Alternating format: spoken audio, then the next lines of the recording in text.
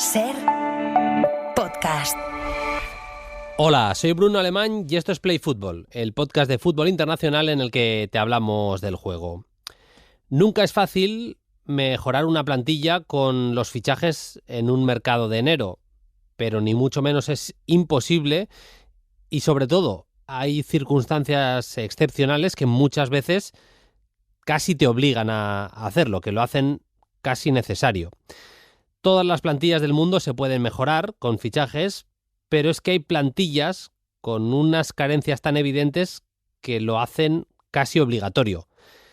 El Real Madrid ahora mismo necesitaría un director de juego y no sé si por las bajas atrás algún central.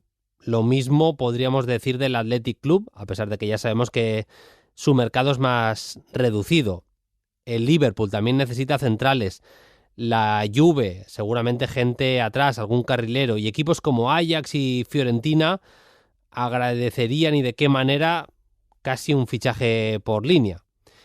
Y son solo algunos ejemplos de equipos europeos importantes que necesitarían reforzarse ahora mismo. Y luego lo de que es imposible encontrar buenos jugadores en enero es falso, es mentira. Que le pregunten a Luis Enrique lo importante que fue hace un año el fichaje de Kvaratskhelia para que el PSG acabara ganándolo todo. O el de Antony para el Betis. O que le pregunten a Klopp cómo le cambió la vida el fichaje de Virgil van Dijk en un mes de enero de 2018. También el de Bruno Fernández por el Manchester United fue muy importante, fue clave. Luis Suárez, procedente del Ajax, firmó por el Liverpool un mercado de enero. Y yéndonos todavía más atrás en el tiempo, Marcelo fue un fichaje de invierno en el Real Madrid. Edgar Davids fue fundamental en la segunda parte de la primera temporada de Rijkaard en el Barça. Ivan Rakitic firmó por el Sevilla un mes de enero. Pablo Aimar con el Valencia. O incluso el uruguayo Iván Alonso, que fue clave en la permanencia del Español en la temporada 2009-2010. Hay muchos nombres propios de este último fin de semana y de los últimos días en el fútbol internacional. Hablaremos de ellos con Paquillo Mariscal, vamos a hablar de Bartesagui, vamos a hablar de Harry Wilson con el Fulham, pero vamos a empezar con una lista. 10 nombres y alguno más de bonus track de futbolistas interesantes a los que se podría intentar fichar en este mercado de enero. Lo vamos a separar en 5 nombres interesantes de jugadores que acaban contrato en 2026 y por tanto económicamente podrían salir muy rentables, y 5 de jóvenes talentos, como siempre con la ayuda de David Yorques, que nos ha hecho de scout en este tema de portada de Play Fútbol. El mercado y sus oportunidades en este mercado de enero de 2026. Empezamos.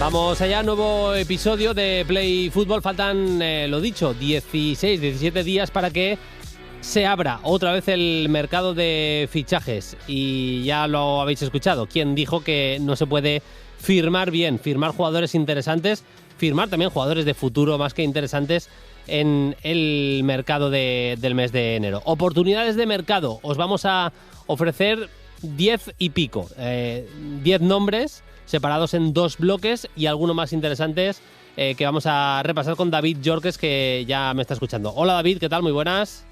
Buenas tardes, Bruno. Bueno, vamos a dar 5 nombres. Lo hemos querido, David, para enseñárselo a la gente, para explicarles cómo va más o menos en 2 bloques. Hay un bloque de jugadores que acaban contrato en junio 2026, es decir, que tienen bastante sencilla una salida a nivel de club, que el club les pueda facilitar una posible salida.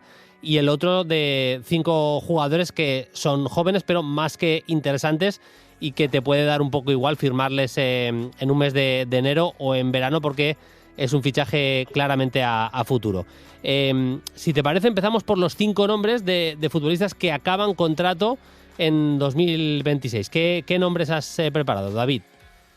Sí, son eso, lo que has comentado, son jugadores que van contrato 2026 fuera de las 5 grandes ligas y menores de 25 años.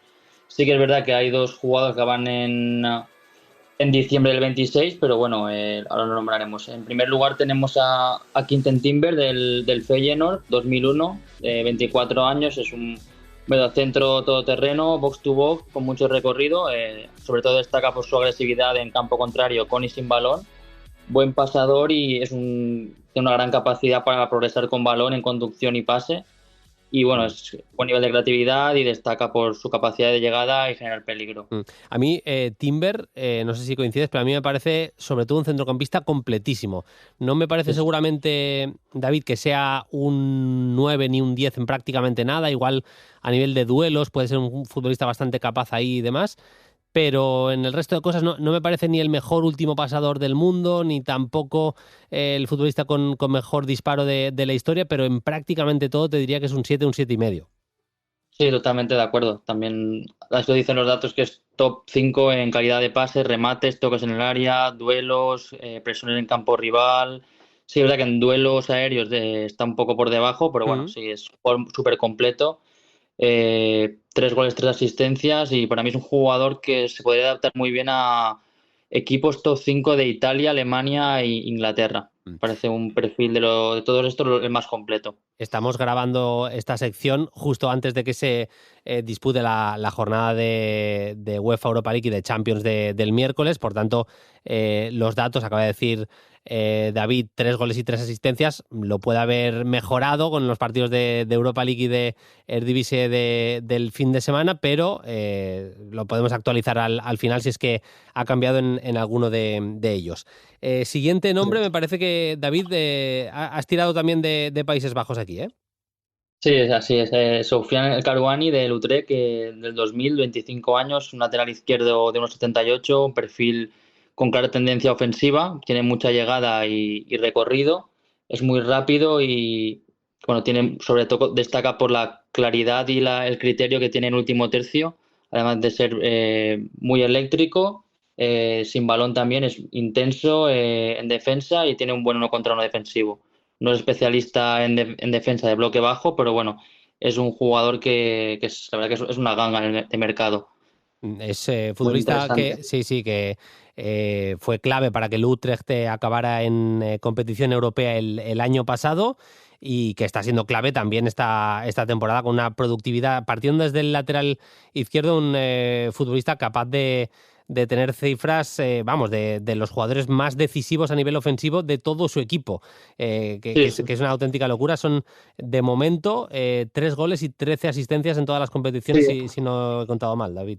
sí, 13 asistencias y además es top 5 en métricas de pases claves, llegadas a último tercio, centros completados, remates, entradas en el 1 contra 1 y recuperaciones al último tercio. Por todo ello, pues me parece un jugador muy interesante para el Betis, también Porto, Benfica, Bolonia, Lille, Lens, equipos que están de la cuarta, sexta posición de las 5 grandes ligas, aparte de Porto y Benfica. Muy interesante. No salimos de momento de la zona, sí cambiamos de país, pero no de zona. El siguiente nombre es el de Zeno van den Bosch. Sí, es un del Royal Antwerp en 2003, 22 años, defensa central diestro de 1,90. Pese a 1,90 no es un central fuerte, sí que tiene obviamente una buena altitud y tiene mucha anticipación, buena lectura de juego, correcto en duelo terrestre y aéreo. Quizá le falta algo más de contundencia, sobre todo en acciones de bloque bajo, pero bueno, es un jugador con buena zancada, tiene calma y criterio con balón, buen desplazamiento y bueno, es para mí un perfil ideal para España o Alemania, equipos de de Europa League o Conference, creo que puede ser una buena apuesta para él. Internacional con Bélgica a nivel sub-21, proyecto de jugador de la absoluta, obviamente, que siempre le cuesta un pelín más a Bélgica sacar jugadores contundentes atrás. Vamos a ver si gana ese pelín de contundencia que le puede faltar al jugador del mítico Amberes.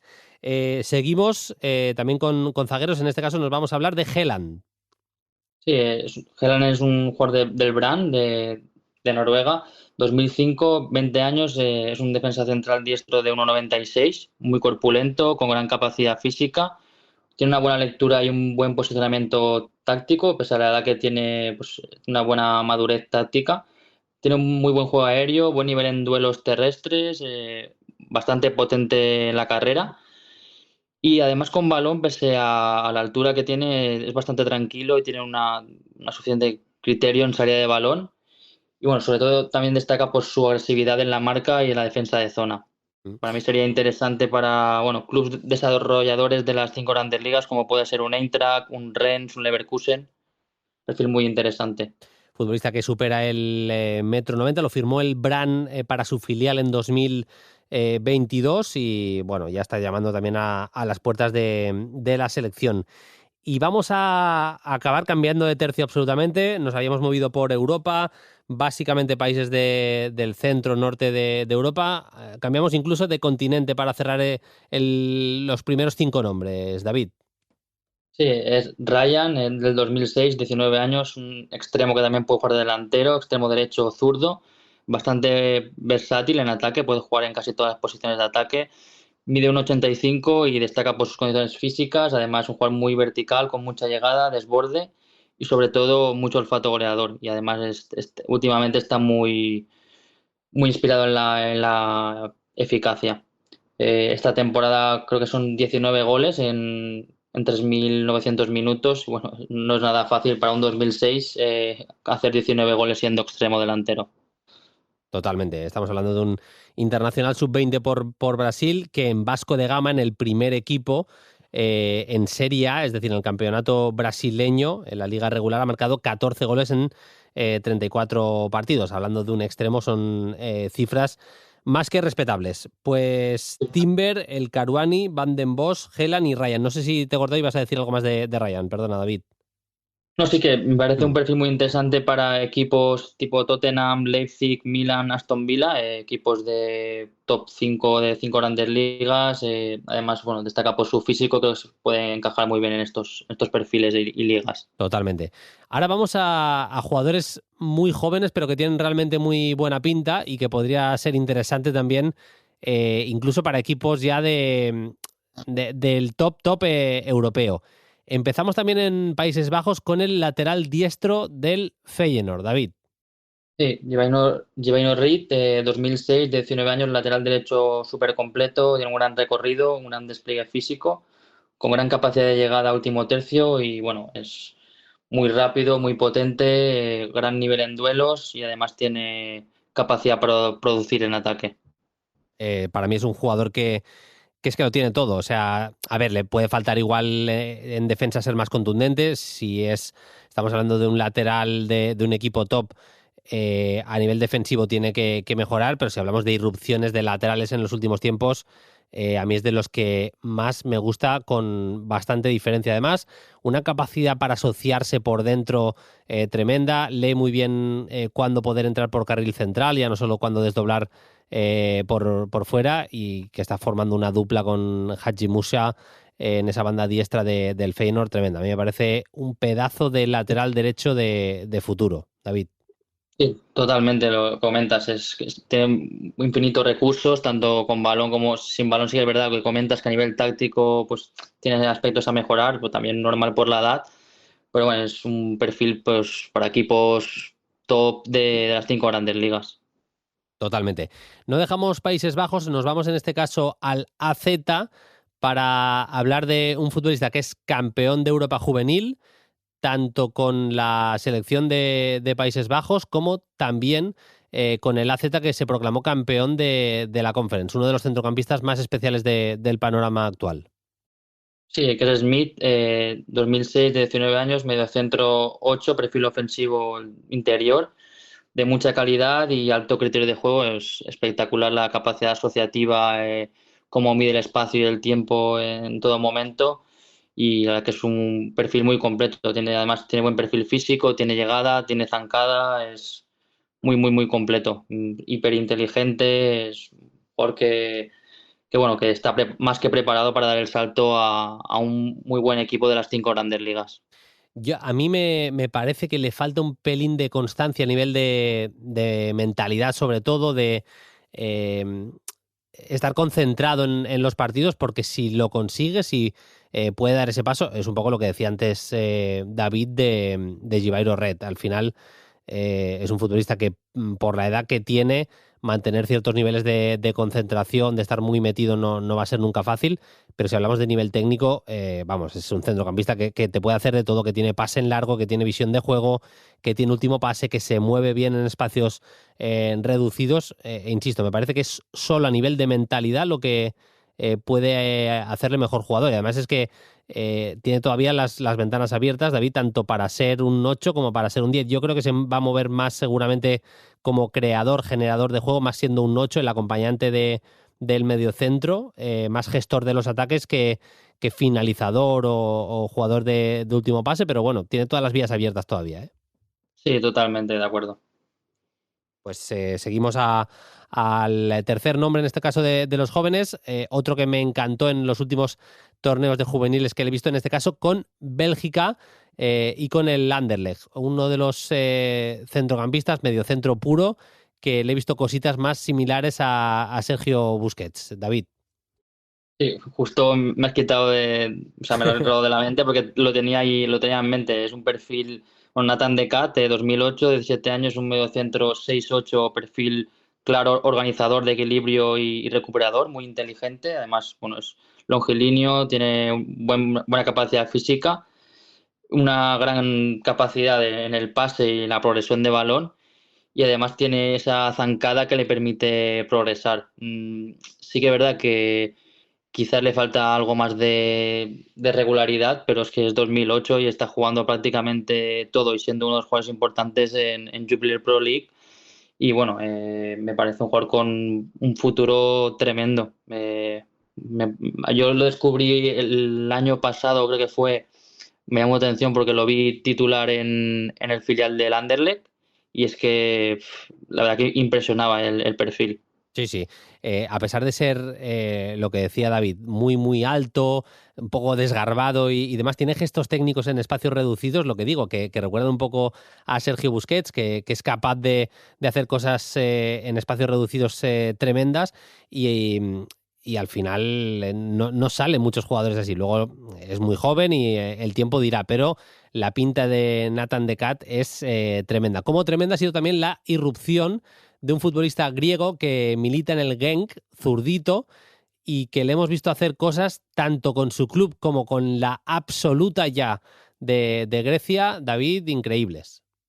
Sí, la verdad que es un talento que llama muchísimo la atención. Scaretsas del Genk, 2007, 18 años, media punta 10, que juega en banda también, zurdo, jugador de altísima calidad técnica, uno contra uno, visión de juego, asociativo, alta capacidad creativa y bueno, con muchísima llegada y último pase, finalización, ha hecho golazos, la verdad. Y bueno, es un jugador incluso autosuficiente para generarse él, por sí solo jugadas de mucho nivel. Sí, sí, es que tiene un disparo además desde fuera del área, como busca el palo más alejado, la rosquita, hay jugadas, a ver, nunca va a ser ese jugador, ¿eh? Pero hay jugadas que con 17 años recuerda un poquito a Leo Messi, o sea, Sí, sí, que hay cositas que hacía, que hemos visto a Carechas en sus primeros partidos que son sí, sí, sí. absolutamente tremendas. Y tiene competencia en su equipo y no ha sido fácil que después de una lesión en este tramo inicial de la temporada pudieras sacar la cabeza otra vez y volver a la titularidad, pero bueno, lo está haciendo a base de goles, asistencias, Sí, sí. jugadas que te dejan, David, con la boca abierta directamente, ¿eh? Sí, justo iba a decir eso, que no tiene mucho que ver con Messi, pero tiene muchos detalles y acciones individuales que recuerdan mucho a Messi. Así es. Y vamos a cerrar finalmente con central del Brujas. No dejamos Bélgica, un futbolista que esté también, David, ha sonado para grandes, tan grandes como el Paris Saint-Germain, ni más ni menos, ¿eh? Sí, es Joel Ordóñez, 2004, 21 años, defensa central diestro de 1,88, grandes capacidades físicas, un jugador muy potente y fuerte. Además es rápido, ganador de duelos, capacidad para la progresión con balón. Sí que es verdad que no ha acabado en estas últimas temporadas de tener una gran regularidad, pero bueno, las condiciones físicas, técnicas y tácticas que tiene son con muchísimo potencial. Me parece un perfil para Premier o eso, equipos como PSG. Seguramente lo podemos ver en el Mundial ya como titular. Pues hemos dejado 10 grandes nombres, aunque sea muy rápido. David, ¿quieres apuntar alguno más para que la gente los tenga en la cabeza, ya sea de un bloque o del otro? ¿Algún nombre más para complementar los 10 que ya hemos aportado? Sí, del primer bloque de jugadores que acaban contrato fuera de las 5 grandes ligas, me gustaría apuntar a Thiago Fernández ¿Mm? del Vélez, 2004 extremo, muy interesante. A Carrizo, también 2006 de extremo de Vélez. Después Vitao, central del Internacional. Y a Hugo Bolin, carrilero del Malmo. Muy Y bien. luego, bueno, no sé, del otro bloque se puede destacar a muchísimos jugadores, pero bueno, por destacar a algunos por encima de jugadores que están ya pues llamando mucho la atención para equipos de las 5 grandes ligas de mucho nivel, puede ser Franculino, delantero del Midtjylland, Darío Osorio, Frojo del Porto, Tisolis del Brujas, Onedillika del Brujas también, Siltanen del Dudgeren de mediocentro, Kevin Feeling, delantero del AEK, y de Oscar Spitten del Molde. Pues oportunidades de mercado que los directores deportivos, scouts y demás que nos escuchan, que ya habrán hecho obviamente su trabajo, pero no se pueden quejar porque han salido nombres interesantísimos, jugadores que tenéis que seguir sí o sí en los próximos meses. David, como siempre, muchísimas gracias. Un abrazo y hasta la próxima. Muchísimas gracias a ti, Bruno. Un fuerte abrazo.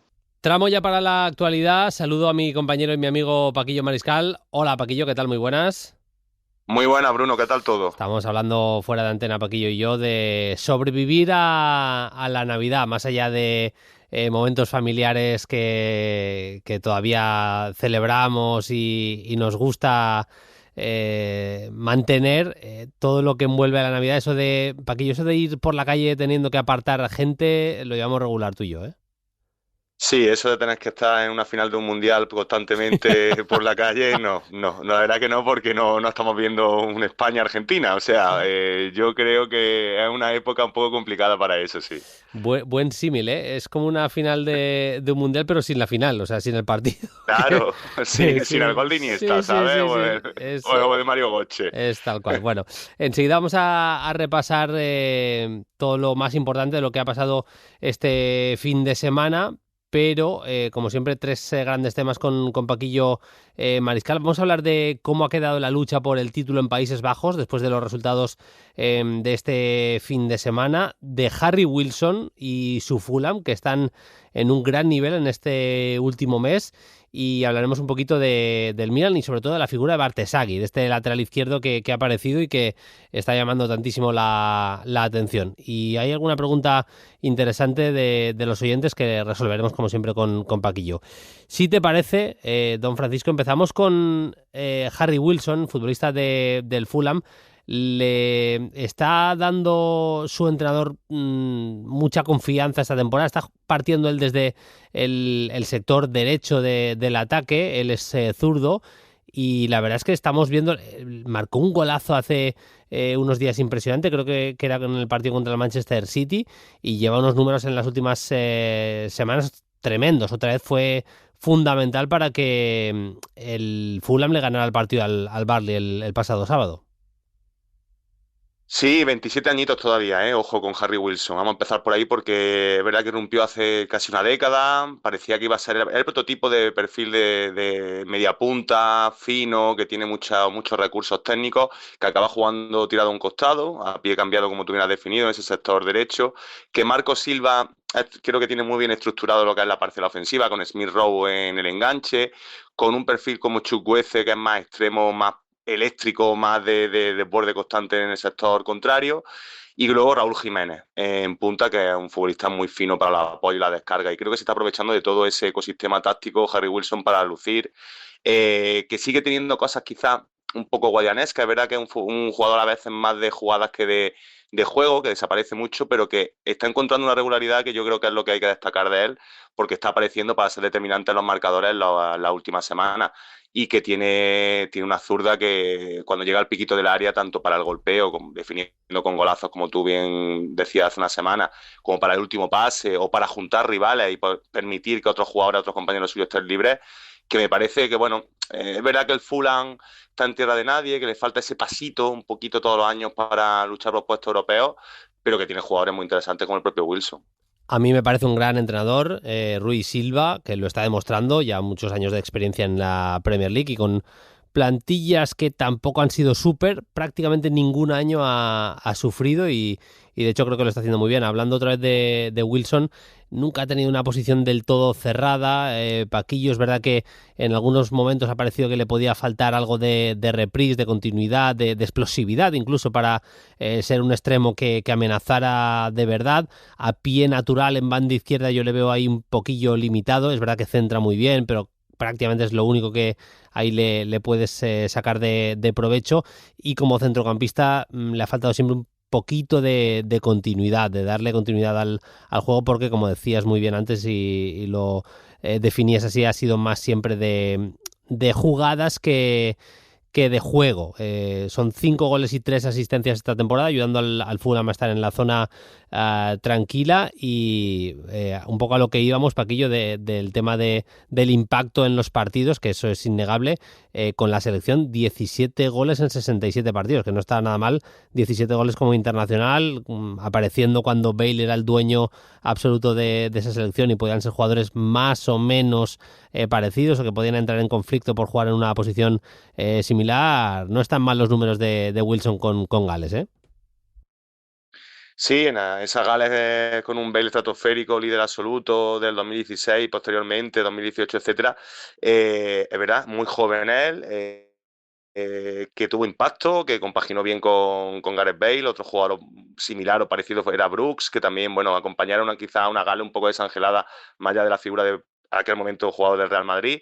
Y sí que es cierto que, por eso decía al principio lo de la irrupción, que quizás no ha conseguido ser la estrella que parecía ser, porque yo creo que por recursos técnicos y talento podía haberlo sido, pero quizás esta temporada en el Fulham, con esa pizarra de Marco Silva que comentaba antes, lo bien la regularidad que está encontrando, quizás la madurez, que muchos futbolistas de esta índole, hasta que no se acerca a la treintena, no consiguen explotar del todo, le pueda dar para un escaparate positivo la Premier.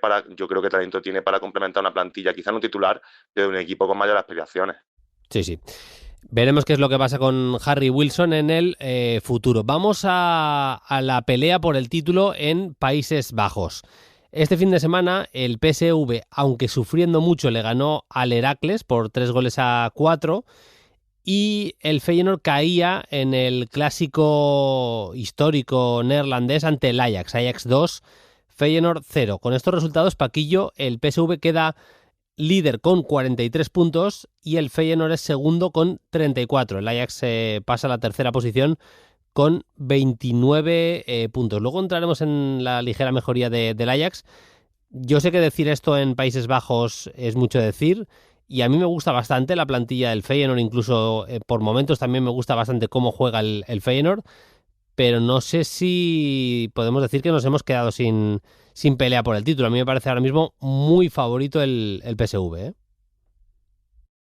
Sí, Peter Bosz, Don Peter Bosz. Digo Don Peter Bosz porque no ha tenido suerte en otros lugares. Me parece un técnico pues muy interesante siempre. Un técnico que busca que su equipo sean ofensivos, que creo que en un fútbol a nivel general, a nivel europeo, creo que algo, sinceramente, algo mediocre en los últimos años, donde se ha buscado mucho más esa presión, contrapresión, o ser un poco más tímido.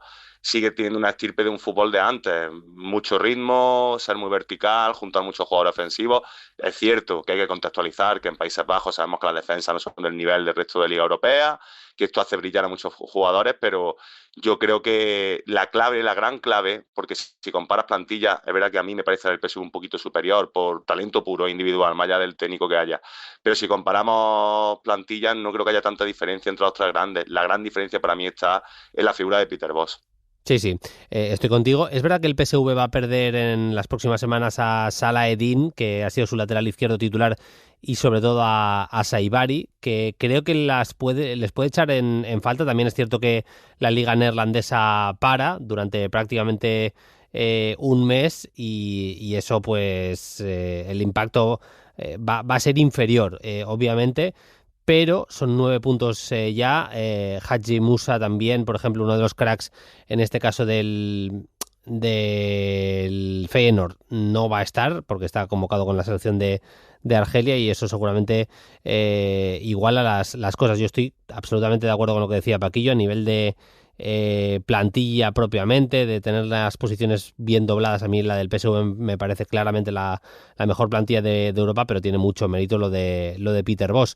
Derrota del Feyenoord, como decíamos, en ese partido contra el Ajax, derrota por 2-0, marcaba Klaassen en el primero y Jordi Mokio el segundo, con 2 golazos, vaya, pegada desde la frontal y a guardar, la pelota a guardar. Buen partido Oscar Glow, que otra vez está jugando a buen nivel. Y es un interinaje lo de Fred Grimm, el nuevo entrenador del Ajax después de la salida de Heitinga, pero sería de necios negar, Paquillo, que el Ajax ha mejorado. De hecho, es que son 4 victorias consecutivas, que hay que remontarse a la temporada pasada para buscar una racha similar para el conjunto de Ámsterdam, ¿eh? Sí, ya el curso pasado enderezó un poco el rumbo con Farioli, la anterior, bueno, hizo unas pretemporadas de subida. Es verdad que el Ajax, para ser lo que es, un club histórico, no, lo siguiente, a nivel europeo, a nivel mundial, lleva unos cuantos años también pasándolo mal, casi en tierra de nadie. Es verdad que lo que tú lo has dicho bien, quizás Heitinga no tenga pues, quizás el recorrido, no la experiencia aún como para coger la rienda de un Ajax y devolverlo a donde tiene que estar, que hace ya tiempo que no es así. Pero a mí me parece una plantilla también, quizá, bueno, me parece algunos buenos fichajes. Creo que lo de Itakura para la Barcelona defensiva, incluso el medio centro en algún momento, me parece un fichaje muy bien tirado y está rindiendo. El caso de Glouk, Gox, que ya fue una erupción en el extremo zurdo la temporada pasada. Dolberg, que ha vuelto a casa, que es un futbolista que para poner de cara, y la segunda llegada, que sabemos que en Países Bajos todos los equipos tienen interiores llegadores como el perfil de clase muchísimo. Me parece que está bien confeccionada y que el equipo puede funcionar, pero es cierto que luego le falta algo de equilibrio. O le falta quizás también el hambre competitiva o la confianza en algunos jugadores que sí tienen, por ejemplo, el PSV, incluso en otros tramos el Feyenoord. Totalmente. Al final, yo lo que creo, sobre todo, ya le pasaba el año pasado, es que es una plantilla con nombres muy interesantes, con gente joven que va saliendo de la cantera o que los fichan muy, muy jóvenes y que tiene una proyección tremenda, pero no me parece una plantilla hecha para competir de tú a tú con el PSV, que sí que tiene nombres mucho más hechos, gente como Birman, el propio Saibari, Gustil, lo que está haciendo esta temporada. Firmar a un jugador como Perisic ya te enseña un poco las claves de todo. Bueno, me parece que son plantillas hechas de una manera muy distinta y eso aplica y eso acaba siendo fundamental a la hora de pelear realmente por el título. Ya sé que el Ajax estuvo muy, muy cerca el año pasado, pero también creo que Farioli con esa plantilla hizo, no voy a decir un milagro, pero que hizo algo impresionante y al final la perdió, pues es que me parecía casi lo normal, no me pareció ningún descalabro. Lo es porque el Ajax es el club que es, como decía Paquillo, a nivel histórico. Pero si hablamos de plantillas, a mí me parece que el PSV tenía mejor plantilla que el Ajax ya la temporada pasada. Saltamos a Italia, donde el Milan y el Nápoles, los que eran líderes hasta ahora, han pinchado este fin de semana. El Milan empató a 2 contra el Sassuolo y el Nápoles cayó contra Udinese. Resultado inesperado, pero con ese gol de Zaniolo acabó cayendo 1-0 el equipo de Antonio Conte.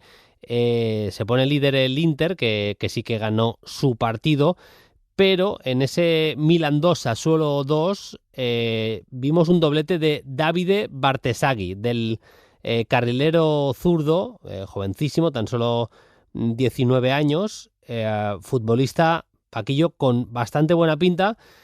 Ha encontrado, hay que decirlo así, Allegri en esa línea de 3 centrales más carrileros, que esa posición sea ideal para Davide Bartesagui, porque es un jugador que se asocia bien, que se mete bien por dentro y, como vimos en el día de ayer, pues que tiene cierta sensibilidad a la hora de finalizar. 2 buenos goles de Bartesagui parecía que iban a ser para darle en aquel momento la remontada después del gol inicial del Sassuolo y llevarse 3 puntos importantes, pero al final es verdad que lo acabó empatando el Sassuolo. Totalmente, solamente comento una cosa fuera de esto. Has dicho la derrota del Napoli, Udinese, gol de Zaniolo, Bruno. Udinese es perfecto para rescatar jugadores, lo hizo con Thauvin y parece que lo está haciendo con Zaniolo. Sí, Ahí lo dejo, vamos a ver cómo acaba la temporada Zaniolo, que está que se sale. Es un mensaje para la dirección deportiva del Lens, que fichen a Zaniolo. Si tienen que seguir la misma regla de 3, que fichen a Zaniolo otra vez, Totalmente. En cuanto al Milan, sí, vamos a romper una lanza a favor de Allegri. Eso es lo primero de todo porque, bueno, aquí hemos criticado el Allegri Ball, que ha sido competitivo con su última etapa la Juve, pero que yo estoy viendo otros brotes verdes diferentes en el Milan. Creo que un equipo un poquito menos conservador que lo que era lo último que habíamos visto de Allegri en los banquillos. Y la figura de Bartesagui, bueno, se fue Teo Hernández, que parecía un drama, sinceramente, porque ha sido de lo mejor del Milan los últimos años en ese sector izquierdo. Era complicado sustituirlo. Llegó Estupiñán, que bueno, que siendo franco y con todo el respeto del mundo, pues no tiene el nivel que podía tener Teo Hernández, y yo creo que Bartesagui ha derribado la puerta en una posición que no tenía un titular fijo, con el propio Estupiñán, 19 añitos, tú lo has dicho, tiene un récord que desde el mito, la leyenda absoluta de Paolo Maldini, es el zaguero, el defensa más joven en anotar con la elástica del Milan, que bueno, que eso va a quedar para él, esa efeméride, pero más allá de eso, un jugador que, como tú bien decías, por esa capacidad de introducirse en carril central, aunque también le da mucha amplitud cuando permanece por fuera, pues puede llegar a zonas de remate, y eso ya otro recurso más, teniendo en cuenta que este 3-5-2 está jugando normalmente sin un 9 puro, o sea, sin un jugador que rellene el área, porque están siendo Pulisic Leao o Pulisic Nkunku los que están formando esa doble punta. Y luego, pues, si quieres, nos detenemos un segundito en Luka Modric. Sí, que lo que te iba a decir, poco más que hablar. Ha jugado Paquillo más que Mañán, por circunstancias, por lo que sea, pero ha jugado más que Mañán. Ya no es una segunda juventud, es que está siendo, como mínimo te diría, de los 3 mejores jugadores de la Serie A. Puedes meter ahí a Nico Paz. Tendríamos que buscar, yo creo que el Inter está siendo más colectivo que otra cosa. Igual podríamos meter a Lautaro, que está siendo, yo creo, el líder de este Inter.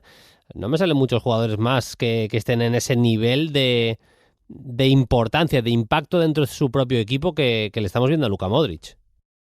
Sí, quizás su propio compañero Pulisic, que es otro que está a gran nivel. Quizás también algo irregular, como siempre, norteamericano, pero lo de Luka Modric es que yo ya no sé cómo definirlo, porque yo era el primero, lo comentamos aquí a principio de temporada, los primeros rasgos del nuevo Milan, de Allegri, que le iba a faltar quizá gasolina al croata o el salto después de tanto tiempo en la Liga Española, una liga como la Serie A, que en los últimos años también ha destacado por un nivel físico importante, no iba a poder encajar bien, o iba a tener quizá algunos retazos de su talento, pero no a este nivel. Es que está siendo... Realmente Allegri ha sido inteligente, cosa que no podía ser de otra manera, dándole las llaves total del equipo. Él se puede mover, lo vemos bajando a veces entre centrales, recogiendo la pelota, otras veces permaneciendo en la base de la jugada, alternando con Richie, con Fofana, con los Tuchis, quien permanece más en la base, quien se descuelga, apareciendo en el último tercio, cayendo a un costado muchas veces para formar triangulaciones en el sector izquierdo con un carrilero, o el extremo / punta que caiga a ese lado. Bueno, es que sinceramente yo creo que el que se tiene que estar tirando de los pelos es Xabi Alonso. Yo creo, y esto no es información, es opinión, que seguramente Xabi Alonso la salida de Modric estaba ya cerrada antes de que llegase el técnico Tolosarra al Real Madrid, porque no tiene otro sentido teniendo en cuenta las carencias del equipo blanco. Tal cual, tiene toda la pinta que era así. En la Premier ganó el Arsenal, aunque sufriendo, al Wolverhampton, ganó por 2-1 con 2 autogoles de futbolistas del Wolves. Liverpool 2, Brighton 0 con doblete de Kitike, y el Chelsea le ganó al Everton por 2-0. Eso el sábado. Ayer domingo doblete, otro más de Erling Haaland, son 17 goles en Premier.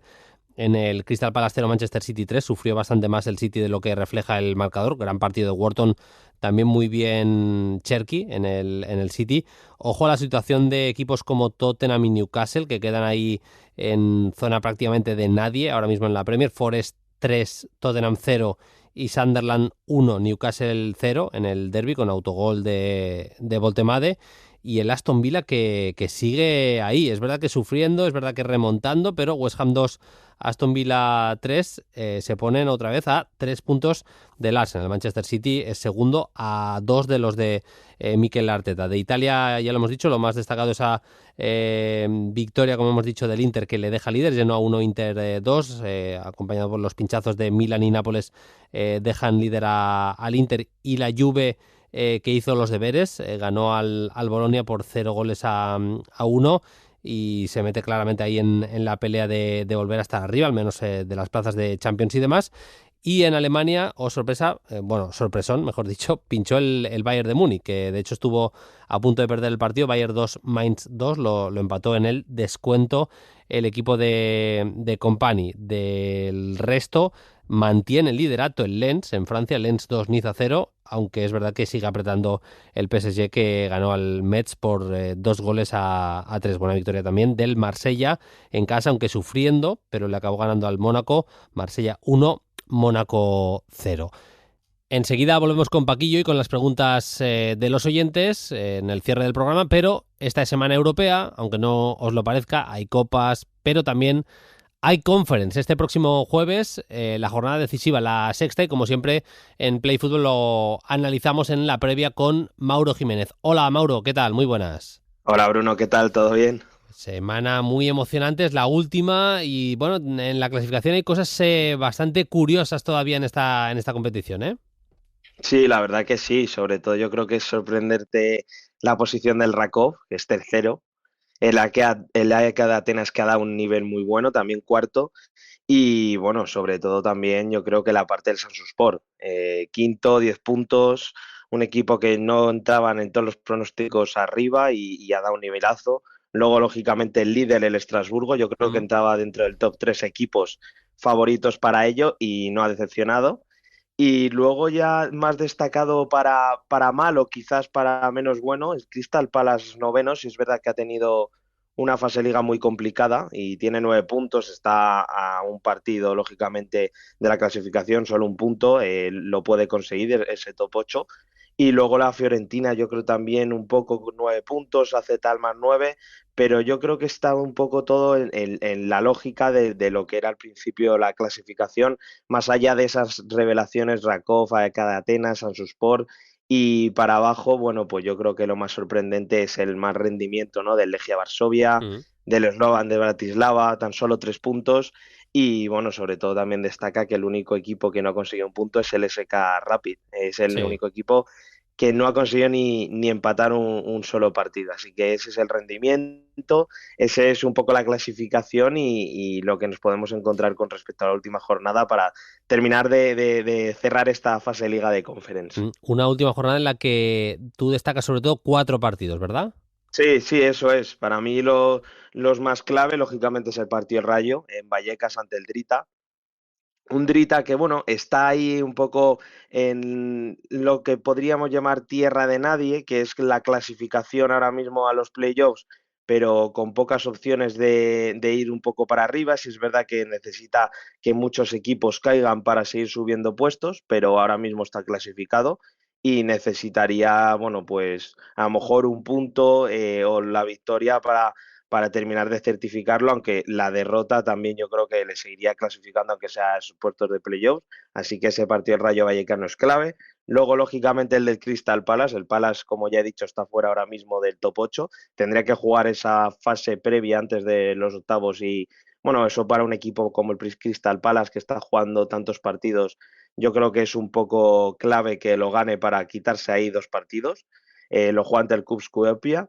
Y luego el Mainz Sport, yo destaco este partido porque es el partido entre dos top 8. Aquí yo creo que podemos destacar que uno de los dos, a no ser que se empaten y no se den las cábalas, uno de los dos se puede quedar fuera en esta última jornada, cosa que sería, bueno, pues bastante cruel, ¿no? Entonces el duelo entre quinto y octavo Mm. y el líder, el partido del líder, que yo creo que ahí vamos a estar mirándolos todos porque dependiendo de lo que haga el Estrasburgo, pues acabará como líder o se abrirán las puertas a que haya un cambio de liderato en su partido en casa ante el Breidablik. Así que esos yo son los 4 partidos que destaco, sobre todo por arriba, porque por abajo, Bruno, la realidad es que hay muy pocos equipos que tienen opciones de entrar ahora mismo en los puestos de playoff que no estén ya, solo 3 equipos. Mm. Así que, y dentro de ellos está el Cusco Breidablik, que ya los he mencionado antes con sus partidos. Así que eso yo creo que es lo más destacado de la jornada. Em, una jornada que tiene, o las jornadas que llevamos hasta ahora, las 5 disputadas, tienen algunos datos curiosos, Mauro. Sí, sí, tienen algunos datos. He rescatado algunas cosas que bueno, me han de alguna manera sorprendido, porque bueno, al principio de una temporada tú te puedes hacer una idea de cómo puede ir una Conference, o una Europa League o una Champions, pero lógicamente siempre hay sorpresas en estas competiciones internacionales. Y bueno, pues por ejemplo, que solo hay 3 equipos que no han perdido. Son el Estrasburgo, el líder, lógicamente, 4 victorias y un empate. El Rakov, que aquí entramos con una de, yo creo que ya los oyentes pensar que es la revelación de la liga, perdón Sí, que no lo decía. Y luego el Spanish AEK Larnaca, que ¿te acuerdas, Bruno? Trajimos sí. aquí a Xavi Roca, el director deportivo, pues no han perdido. Es una gran noticia para este Spanish AEK Larnaca, que entra de este dato positivo. Luego también hay otro dato, es que 3 de 4 equipos que no han ganado son británicos. Esto es un dato muy curioso, la verdad. Siempre suele ser equipos muy competitivos, pero esta vez 2 equipos irlandeses, el Shamrock Rovers, que también hablamos en la primera jornada de Play Football sobre ellos, tampoco han ganado, y luego el Selburne, y luego en Escocia el Aberdeen, que yo creo que también es sorprendente porque los equipos escoceses suelen dar mucha guerra. En este caso el Aberdeen no ha ganado todavía y entra dentro de este grupo de equipos bueno, desgraciadamente no han terminado de dar el nivel. Luego el equipo más goleador es el AEK de Atenas, 11 goles, y el menos goleador Mm. es el AEK Larnaca. Un gol tan solo ha recibido en todas las jornadas que llevamos de fase liga, Bruno, así que el AEK Larnaca, que está dando un gran nivel a base de un nivel defensivo espectacular. Y luego que el Estrasburgo es el único equipo que tiene confirmada su presencia en octavos. O sea que realmente yo creo que en ese partido que hemos destacado antes realizará rotaciones, porque en Liga necesita también puntuar para seguir subiendo puestos, y yo creo que ya teniendo asegurado ese top 8, si es Mm. verdad que es mejor clasificarse como primero, lógicamente, que como sexto, pero dentro de lo que hay, yo creo que el Estrasburgo es el único equipo que tiene esa plaza asegurada, así que veremos a ver cómo encara esta última jornada. Vamos con el Rayo. ¿Qué Sí. opciones tiene de estar en el top 8 y también de acabar como primero? Hombre, la verdad que lo tiene bastante bien, porque el partido es en casa en Vallecas, ha ganado todos sus partidos en casa, el partido ante el Escandilla y el partido ante el Lech Poznan. Sí es verdad que el de Lech Poznan fue ahí en el último minuto con mucho drama, pero lo terminó sacando, así que las opciones son bastante grandes porque realmente depende de sí mismo. Si gana, prácticamente lo tiene hecho. Necesitaría que a lo mejor algunos de abajo ganaran también, pero por diferencia de goles, una gran diferencia de goles, así que lo tiene bastante hecho. Y la probabilidad de primero, pues bueno, se tienen que dar ahí unas ciertas cábalas que son complicadas, pero que bueno, ¿por qué no soñar y estar, por ejemplo, viendo varios partidos y disfrutando para ver si lo consigue el Rayo? Tiene que perder lógicamente el líder, el Estrasburgo. El Breidablik se está jugando esa clasificación a playoff, como ya he dicho antes, así que llega a Estrasburgo jugándose muchas cosas. Eso puede ser un factor bastante importante, y además el Estrasburgo, como he dicho, puede rotar porque no se juega mucho dentro de lo que es el top 8. Así que ahí puede haber sorpresa. Además tiene que perder o empatar el Shakhtar de Arda Turán ante el Rijeka, el Rakov ante el Omonia, el AEK de Atenas ante la Universidad de Cracovia, y luego el Samsunspor ante el Mainz. Aquí, como es un enfrentamiento directo, lógicamente también valdría un empate. Ahí los de Vallecas pueden salirse contentos con un empate. Y luego necesita ganar por Mm. más de un gol con respecto al partido del Sparta de Praga contra el Aberdeen. Es decir, si el Sparta de Praga va ganando 1-0 al Aberdeen, el Rayo Vallecano tiene que ir ganando 2-0, y ahí ya adelantaría un puesto más. Así que esas son un poco las cosas que se tienen que dar. Se tienen que bueno, alinear muchos astros, digamos, pero ¿por qué no? la Conference tienen estas cosas de encuentros locos, de cosas que no te esperas y bueno, pues eso es lo que necesita el Rayo. Me toca comentar precisamente en la tele ese partido, el del Sparta de Praga contra el Aberdeen, que en muchos momentos puede ser clave, como dice Mauro, sí, para lo que pase con el futuro del Rayo en la competición. Como revelaciones más o menos podríamos situar al Raco o al Samsunspor y, por qué no decirlo también, al Lincoln, que es impresionante lo que están haciendo. Decepciones seguramente serían el Legia de Varsovia, Slovan Bratislava y, dependiendo de lo que pase en la última jornada, Fiore o Crystal Palace, pero me interesa especialmente esto de las predicciones de la inteligencia artificial y demás. El superordenador de Opta, ¿qué dice? ¿Con qué te quedas, Mauro, de lo que predice de cara a la última jornada, Mauro? Pues hombre, yo creo que lo que me quedo es que ahora mismo le da muchas opciones, por ejemplo, al Crystal Palace. Le da muchas opciones al Crystal Palace, le da muchas opciones al Rayo Vallecano y sobre todo estar arriba, que bueno, parece que no, pero se tienen que dar unas ciertas cábalas. Y luego, bueno, pues yo creo que la presencia de la ECA de Atenas, o sea, Tardones, dentro de ese top 8, top 9 luchándolo, así que yo creo que va a ser una última jornada bastante buena, bastante emocionante, digamos. Y bueno, pues aquí el superordenador nos da unas cábalas que terminan subiendo muchos puestos algunos equipos, otros bajando muchos. Así que ya te puedes imaginar, Bruno, que puede ser emocionante, Sí, pues, sí. desde luego. El superordenador de Opta en el top 5 mete a Palace, Fiorentina, Estrasburgo, Rayo Vallecano y AZ. Los cinco equipos con más opciones de ser campeones para el superordenador de Opta son estos 5. El Palace es primero, le da un 49,2% de opciones de ser campeón. A la Fiore un 11,5%. Al Estrasburgo un 9,2%. Mete al Rayo cuarto, le da un 6,2% de opciones de ser campeón y cuela la Z quinto con 5,2. Mete, por cierto, a la ECA de Atenas el octavo, le da un 1,5% de opciones de acabar como campeón de la competición. Un equipo en el que ha hecho un grandísimo trabajo Javier Ribalta. Están firmando una gran temporada en Liga, en Copa, también en la Conference, los de Atenas dando guerra en su competición local y también haciéndolo muy bien en Europa.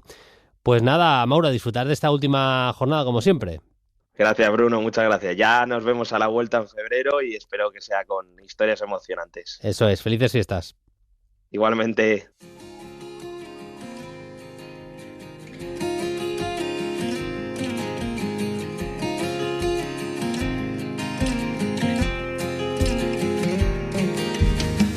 Vamos a cerrar como siempre con las preguntas de los oyentes. Seguimos con Paquillo Mariscal. Las podéis dejar, ya lo sabéis. Hay dos vías: @playfutbol en la red social X, lo que antes conocíamos como Twitter, que nos lo cambian todo, incluso el nombre de las redes sociales. Y también en los comentarios de iVoox, que me parece que hay que decir iVoox. Paquillo, dice David Villalba: hola Bruno, se habla mucho del vacío en el Madrid de Modric y Kroos, pero en 13 temporadas, en 13 y 9 temporadas, claro, porque Modric estuvo 13 y Kroos 9, ganaron 4 ligas cada uno. ¿Cuáles son los mejores equipos de las 5 mejores ligas europeas en este siglo?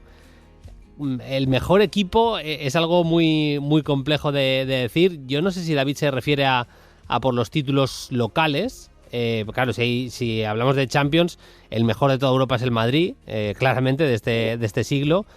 Si hablamos de ligas, la cosa cambia. Y ligas y copas, es verdad que ahí el Barça le haría competencia, incluso saldría por encima del Madrid. Si hablamos de la española, en Alemania y Francia tiene poca discusión. Es verdad que empezó muy bien el Lyon el siglo, pero el PSG se ha hecho con el dominio claro y además ha ganado una Champions. En Alemania, a pesar de todo, es el Bayern. Y en Inglaterra, es verdad que si miramos a títulos propiamente, igual estaría entre el City y el United, seguramente, ¿no? Sí, a ver, yo la pregunta, Bruno, la tomo como los mejores equipos, no por títulos. Yo le voy a responder diferente, ¿vale? Voy a decir los que para mí han sido los mejores. El Barça de Guardiola, evidentemente.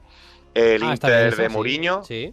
El Inter de Mourinho. El Arsenal del Invencible de Wenger. El Dortmund de Klopp.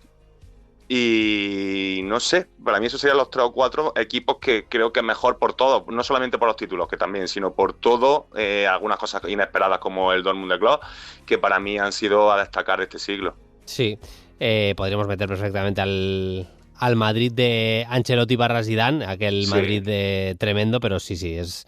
El Mónaco de Jardín me ha venido a la cabeza ahora también, por ejemplo. Sí, se acabó en una temporada, pero madre mía, qué Sí. equipo, es verdad.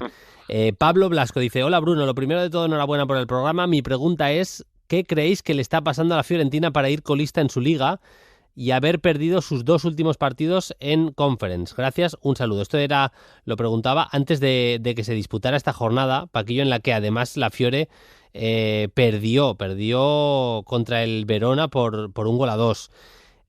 A ver, la Fiore del año pasado vivió muchísimo de un David De Gea que estuvo pletórico, formidable en la portería, y un Moise Kean que arriba estuvo sensacional. A mí me parece que es un equipo al que le falta seguridad defensiva, tiene buenos defensas, Dodó es un gran lateral diestro, a mí Pablo Marí me parece un buen central con ya mucha experiencia y demás, pero creo que le falta talento defensivo puro. Dicho esto, me cuesta bastante entender que un equipo con la plantilla que tiene la Fiore, con jugadores, ya hemos citado algunos, pero además tiene a Fagioli, tiene a Gosens, a mí Richardson, a mí el marroquí me parece un buen futbolista, arriba jugadores como Moise Kean o Gudmundsson, con la experiencia de Dzeko, que no ha marcado todavía en Serie A. Me cuesta explicarlo con argumentos deportivos que una plantilla así esté tan abajo, pero es que hay que irse a los rendimientos también individuales. De Gea no está como el año pasado, y un Moise Kean que el año pasado peleaba por ser uno de los delanteros más en forma de Europa, este año está en 2 goles y 1 asistencia en 14 partidos. Sí, totalmente. Yo el año pasado dominaron la área, De Gea volvió a ser el que era hace una década y Moise Kean yo creo que nos cayó la boca casi todos. O quizás no nos la cayó y fue un one season wonder. Espero que no sea así porque a mí me parece que tiene mucho nivel. Falta calidad, talento defensivo, con mucho, Ranieri, Parisi, Pablo Marí tiene experiencia pero no está bien rodeado. Creo que la confección a mí me gusta mucho también Fagioli, Endur, Richardson, Mandrágora, etcétera, pero creo que la confección del centro del campo no son complementarios. Y luego tú no puedes vivir de alguna aventura individual de Gudmundsson en un momento dado. Yo creo que lo de Seco es más por cómo está funcionando el equipo que por su talento, a pesar de la edad que tiene. Yo creo que Seco va a meter goles hasta que se acabe su carrera. No sé, pero son 6 puntos por 1 y ojo que, bueno, la Fiore es un histórico. Y aquí yo, por ejemplo, que para mí era un mito y uno de mis ídolos, Rui Costa, pues le tengo mucho cariño a la Fiore. No sé, pero pinta realmente feo. Lleva mucho tiempo ya coqueteando con ser un equipo vulgar, mediocre, con todo respeto, entrecomillados, pero que se pueden ir perfectamente a Serie B. Es que es lo que iba a mirar justo ahora, la diferencia de puntos, porque ya no es que sea colista, sino que es que empieza... A ver, yo creo que es salvable la situación, es salvable, insisto que no me parece que sea imposible, pero si fuera un equipo inferior con menos historia que la Fiore y peor plantilla, diríamos que está condenado al descenso. Es que está con 6 puntos tan solo, no ha ganado todavía ningún partido, los 6 puntos vienen de 6 empates, está a 4 del segundo por la cola, el Pisa es segundo por la cola, es 19º y tiene 4 puntos más ya que la Fiore, tiene 6 puntos más el Verona, y a partir de ahí ya equipos a los que podría alcanzar, es decir, tendría que superar a estos dos, Pisa y Verona, y además a un tercero para no bajar, y están Parma y Genoa, los dos con 14 puntos. Estamos hablando de una distancia ya de 8 puntos en la clasificación para un equipo que no ha ganado ningún partido. Empieza a ser situación de urgencia, claramente, de alerta roja para una Fiore que ya ha cambiado de entrenador esta temporada y que no tiene mucha más red, Paquillo. Por eso te digo que son 8 puntos para no verte, para mantenerte en Serie A. No creo que la llegada de Bagnoli pueda solucionar el tema del banquillo, sinceramente lo digo. Creo que talento puro hay. Yo creo que tienen que cambiar un poco el chi a nivel mental, porque claro, eso es otra. Hablamos aquí siempre de deportivo, pero una mandíbula de cristal de este equipo increíble, Bruno. Sí, Cualquier golpe, cualquier revés, ves cómo bajan los brazos. Y es que parece un equipo de tercera categoría. Y hay jugadores que han jugado. Bueno, cabe recordar que la Fiore es subcampeona de Conference League de las últimas 3 temporadas 2 veces. O sea que tienen esa experiencia. Así que creo que también no solamente por lo deportivo, sino por lo mental y la situación que no están acostumbrados a ella, puede ser que sea una de las decepciones y una de las noticias negativas de la temporada. Sí, sí. Y luego hay una situación que es bastante curiosa, que es la que están viviendo el Villarreal y el Athletic. Es una temporada muy distinta, la de ambos equipos, pero yo creo que los males pueden ser parecidos. Y nos dejan 2 oyentes 2 preguntas, una sobre el Villarreal y otra sobre el Athletic. Nico dice: Bruno, con la profundidad de plantilla que tiene este año el Villarreal, su Champions es muy floja, compitiendo además también en la Liga. ¿Cuál puede ser el motivo? Y Luis Núñez dice: Bruno, ¿crees que es rentable deportivamente, no económicamente, sino deportivamente, a equipos como el Athletic jugar la Champions, donde por la particularidad de su estructura y la profundidad de su plantilla claramente le hace generar problemas que está teniendo esta temporada en todas las competiciones? Muchas gracias. Pues yendo por partes, Paquillo, lo del Villarreal a mí me parece un problema propiamente de regularidad, porque hay gente que dice: no, es que en la Champions no le ha dado. Bueno, no le ha dado en la Champions hasta cierto punto, es decir, los partidos en los que se ha dejado puntos son partidos de menos exigencia que los de la Liga propiamente. Se ha dejado puntos, ha perdido contra el Pafos y ha perdido contra el Copenhague, Paquillos, que estamos hablando de 2 equipos a los que el Villarreal le tiene que ganar 8 de cada 10 partidos, y los ha perdido ambos encuentros. Yo no creo que tenga tanto que ver con el rival, sino con la propia estructura de la temporada del Villarreal. Tiene una buena plantilla el Villarreal, con las posiciones bien dobladas. Yo pensaba que eso era garantía para competir bien en 2 competiciones, pero hay muy pocos equipos a los que no les esté pesando el competir miércoles, domingo. Y al Villarreal le ha pesado, con la suerte o la mala suerte de que la mayoría de puntos se los ha dejado, en este caso en la Champions, y ya está eliminado. Me da la sensación a mí, al menos. Mira, yo voy a ser muy crítico con nuestra liga y lo siento, pero mi opinión sobre el tema del Villarreal, porque creo que tiene talento y bueno, tiene a Marcelino, que me parece uno de los mejores técnicos de este siglo, lo digo tal cual. Yo creo que hay una gran mediocridad en la Liga Española. Se ha devaluado muchísimo y al Villarreal su plantilla para la Liga Española le da para rotar y para poder pelear la Liga, sinceramente te lo digo. Pero realmente, pues quizá lo del Paz fue algo anecdótico, una mancha negra o lunar, eso tiene que ganarlo sí o sí, pero quizá el Copenhague tenga, y lo tiene, y en mi opinión, mejor plantilla y está mejor diseñado que muchos equipos de la Liga Española. Y no quiero ser tampoco que no se me eche nadie encima, pero es que es la sensación que me da. Entonces el Villarreal fuera sufre mucho más y sin embargo el nivel que tiene en el día a día de la Liga Española pues le da con su sistema, con sus jugadores para estar donde está. Esa es mi opinión. Estoy de acuerdo contigo en que quizás también ha tenido mucha falta de acierto. Es que goles que mete, que se le caen de los bolsillos a cualquier jugador, acciones que son determinantes en la Liga Española, luego han tenido muy mala suerte, que también son condicionantes los pequeños detalles en una competición como la Champions, claro.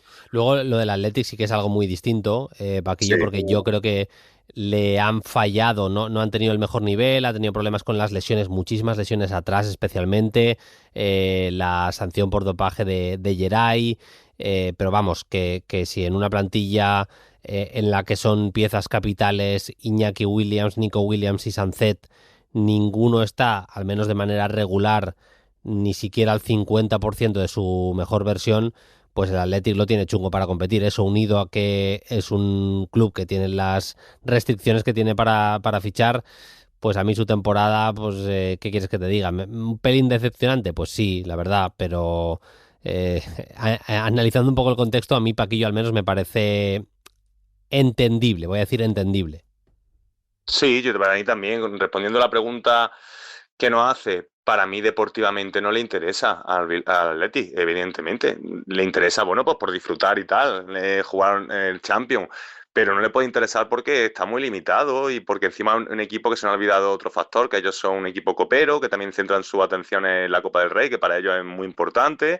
Y claro, ya Liga, Copa del Rey, Champions me parece imposible con la plantilla que tienes, porque tú lo has dicho, 2 o 3 vaivenes negativos, se te lesionan tus 2 estrellas, como son Sancet y Nico Williams, y tienes un problema porque no tiene la profundidad de banquillo que sí tenía antes, que estábamos comentando el Villarreal, es evidente. Yo ahí discrepo un pelín. A mí me parece que clasificarse para la Champions siempre es una gran noticia. Y Paquillo decía, no, Sí, claro, la ilusión sí que te compensa.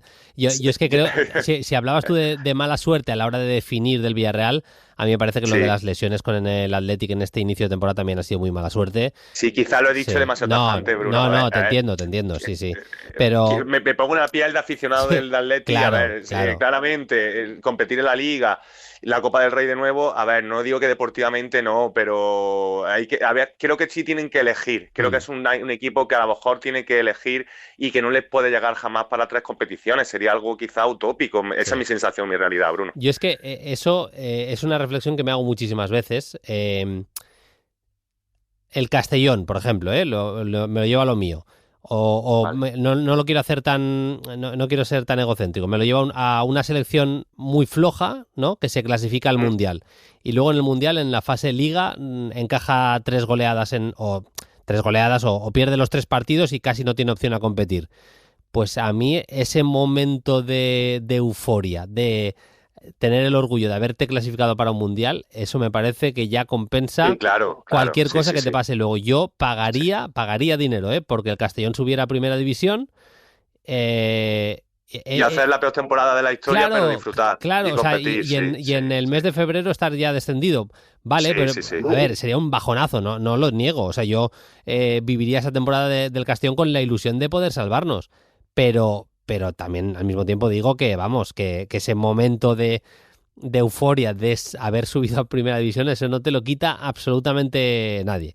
Pero debería de lanzar el debate, Bruno, lanza el debate en Carrusel o en algún sitio, que hay mucha gente del País Vasco, es verdad, que hay mucha gente de Bilbao, porque me parece que esto da para una conversación más profunda, en serio, y a ver qué opina la gente de allí, sinceramente. Es buen debate. Bueno, que se nos va el tiempo. Quería hacer una versión, un episodio de Play Fútbol un poquito más soft, más cortito, y al final, como siempre, divagando a mi amigo Paquillo y a mí se nos va de las manos. Paquillo, como siempre, un placer. La semana que viene más y ya cerramos el año de Play Fútbol. Un abrazo y hasta la próxima. Un abrazo, Bruno. Chao, chao. Lo dicho, nos vamos. Nosotros volvemos el lunes que viene. Hasta entonces, sed felices. Adiós. Ser Podcast.